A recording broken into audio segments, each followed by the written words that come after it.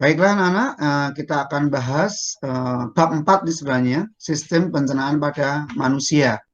Kita harus mengenal sistem pencernaan manusia, salah satunya ya kita dengan mengenal sistem pencernaan manusia, paling enggak kita bisa memahami bagaimana membuat sistem pencernaan itu menjadi sehat dan normal, dan kita bisa menjaganya, harus mengkonsumsi seperti apa. Untuk lebih jelasnya kita akan lanjutkan.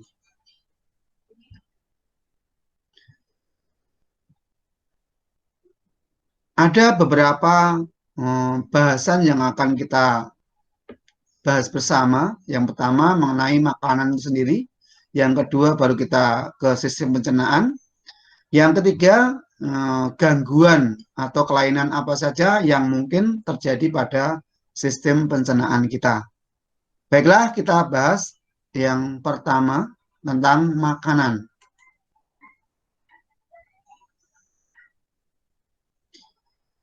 Nah, dari tampilan ini kita bisa lihat ada dua hal yang akan dibahas tentang makanan. Yang pertama yaitu fungsinya.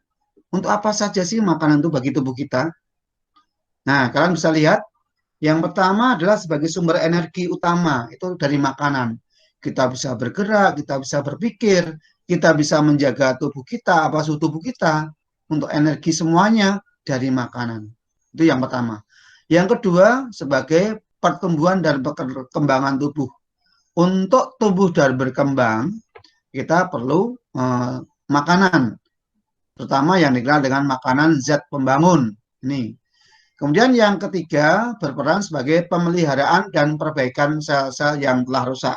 Kita harus sadar, sel-sel tubuh itu mengalami penuaan dan disfungsi atau tidak berfungsi. Maka ketika sudah tua, rusak, akan tidak berfungsi. Maka untuk menggantikan harus adanya sel-sel baru. Nah, untuk pembentukan sel-sel baru juga perlu adanya makanan di sana. Kemudian yang keempat, sebagai pertahanan tubuh terhadap penyakit. Kaitannya dengan apa? Dengan makanan kita akan daya tahan tubuh kita akan semakin tinggi. Apalagi kita mengkonsumsi makanan yang benar-benar makanan yang cukup gizi dan sehat. Yang kelima yaitu pengaturan metabolisme tubuh. Kegiatan reaksi kimia tubuh itu perlu makanan. Misalnya air, misalnya itu bagian dari makanan yang sangat dibutuhkan. Ini hanya sebagian saja. Kurang lebih ada 5 yang bisa ditampilkan dalam hal ini tentang fungsi makanan bagi tubuh manusia. Yang berikutnya kita akan bahas zat makanan. Apa itu? Zat makanan sering dikenal dengan istilah nutrisi, atau mungkin kalian lebih familiar dengan istilah gizi. Apa itu gizi atau nutrisi? Itu zat-zat yang terkandung pada bahan makanan yang diperlukan oleh tubuh manusia. Nah, secara umum zat-zat nutrisi tadi ada kurang lebih ada 7 di sini, ada 7 jenis. Nah, ketujuh ini dikelompokkan jadi 2. Ada yang dibutuhkan dalam jumlah banyak atau dikenal dengan makronutrien. Ada yang dibutuhkan dalam jumlah sedikit atau mikronutrien. Nah, kita harus sadar, walaupun sedikit tapi harus ada. Kalau tidak akan mengganggu proses dalam tubuh kita. Next.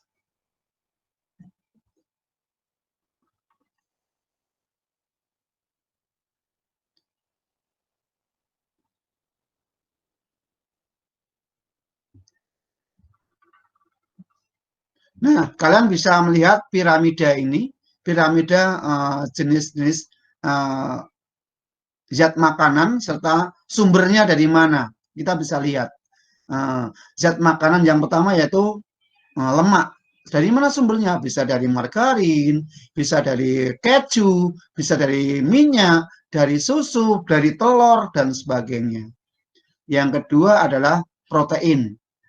Protein sumbernya bisa dari daging, bisa dari ayam, bisa dari kedelai atau susu, ataupun ikan. Nah, Kemudian sumber zat makanan yang berikutnya yaitu vitamin, mineral, serat, dan air. Itu sangat banyak terdapat sumbernya itu pada buah-buahan dan sayuran. Terutama sayuran ini kalian bisa lihat.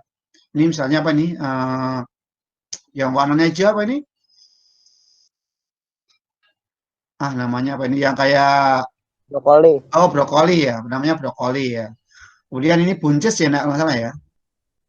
Ini wortel, kemudian ini ada pisang, ada jeruk, ada kentang, dan sebagainya. Secara umum, zat-zat makanan yang tersebut di samping ini ada pada bahan-bahan sayuran dan buah. Kemudian yang keempat, yang materinya paling banyak, siapa dia? Yaitu karbohidrat.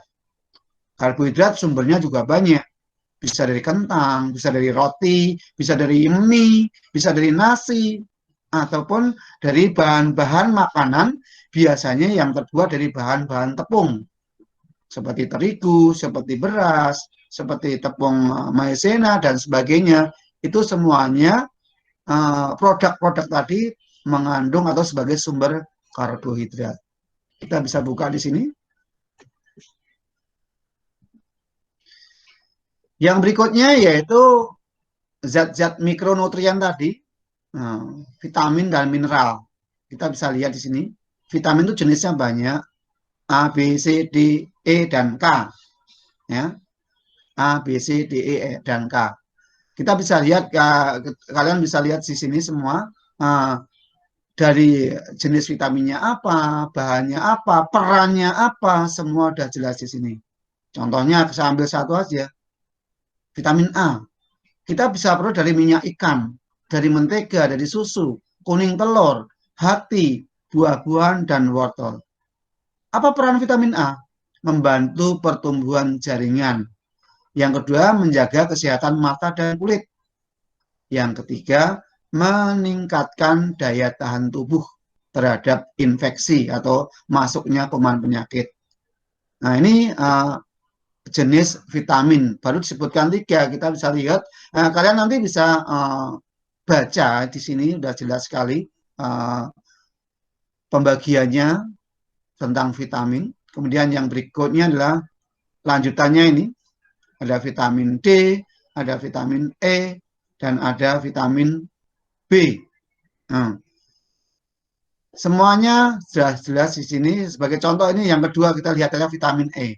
Vitamin E itu sumbernya dari kecambah, gandum, minyak, alpukat, kacang, telur, dan bahan-bahan makanan dari sereal.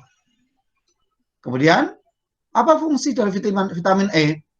Menjaga lemak tubuh, kemudian membantu pembentukan sel darah merah, dan menjaga kesehatan membran sel. Kurang lebih seperti itu. Kalian bisa ini sendiri, nanti dilanjutkan aja untuk pembahasan tentang vitamin, kita menyingkat waktunya. Jadi kesimpulannya zat makanan itu ada 7. Yang pertama karbohidrat, yang kedua lemak, yang ketiga protein, yang keempat serat, kelima air, keenam vitamin, dan yang terakhir ketujuh adalah mineral. Demikian tadi pembahasan kita tentang sistem pencernaan sub bakok bahasan mengenai makanan dan fungsinya. Untuk selanjutnya, nanti kita akan berlanjut ke video berikutnya mengenai sistem pencernaan, penyusunnya, serta organ-organnya apa saja akan kita bahas lebih lanjut di video berikutnya. Nantikan untuk selanjutnya. Demikian, terima kasih.